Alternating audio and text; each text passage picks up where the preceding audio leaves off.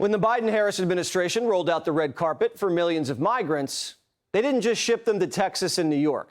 Thousands were deposited into small towns across the country, like Springfield, Ohio, that had a population of 60,000, until Kamala imported 15,000 Haitians who know nothing about our culture and come from the poorest country in the Western Hemisphere. Violent crime skyrocketed 142%. Car accidents spiked. A migrant in a minivan smashed into a school bus, injuring 20 and killing an 11-year-old boy. Trash started piling up in the streets. The town changed overnight. This issue is not a Republican or Democratic issue. This is an American issue. This is an Ohio issue, and this is a Springfield issue. Schools are overcrowded. Our education system has went in the trash. Housing is another issue. The overcrowding in housing. My son had to give me his house and move to another house because I can't find housing. Is there a cutoff point that, for the population here? Or, I feel like there should be a no vacancy sign right now, and people are still coming in. There is even rumors that people's pets have gone missing. What they have done to our country by allowing these millions and millions of people to come into our country, and look at what's happening to the towns all over the United States. And a lot of towns don't want to talk. It's not going to be Aurora or Springfield. A lot of towns don't want to talk about it because they're so embarrassed by it. In Springfield, they're eating the dogs, the people that came in. They're eating the cats. They're eating the pets of the people that live there. ABC says there's no evidence people's pets were eaten, but people are calling the cops, reporting Haitians are eating their geese. I see a group of Haitian people. There was about 4 of them. They all had geese in their hand. How many geese did they have? They each had 1.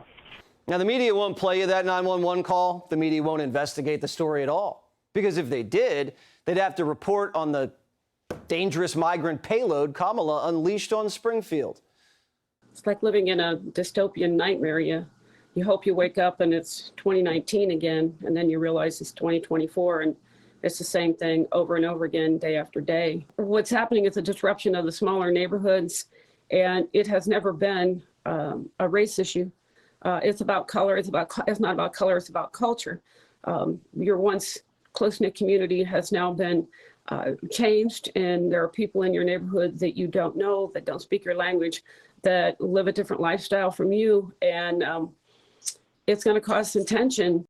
The people of Springfield are begging for help, and help's on the way, just not for them. I don't know of a single homeless Haitian in this town because they all got vouchers. But I can show you a whole bunch of people that have been displaced because I'm that guy. Rob, you know. For 25 years, I've worked with the homeless in this community.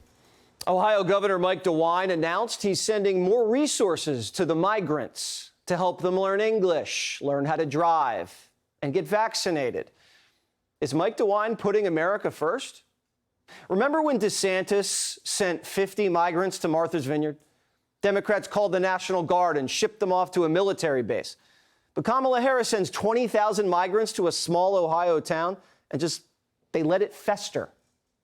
There's a place called Springfield, Ohio, that you've been reading about. 20,000 illegal Haitian immigrants have descended upon the town of 58,000 people, destroying their entire way of life. This was a beautiful community, and now it's horrible what's happened. On day 1 of my administration, I will stop this invasion. I will seal the border. I will end the Harris migrant flight. And I will begin the largest deportation operation in the history of our country.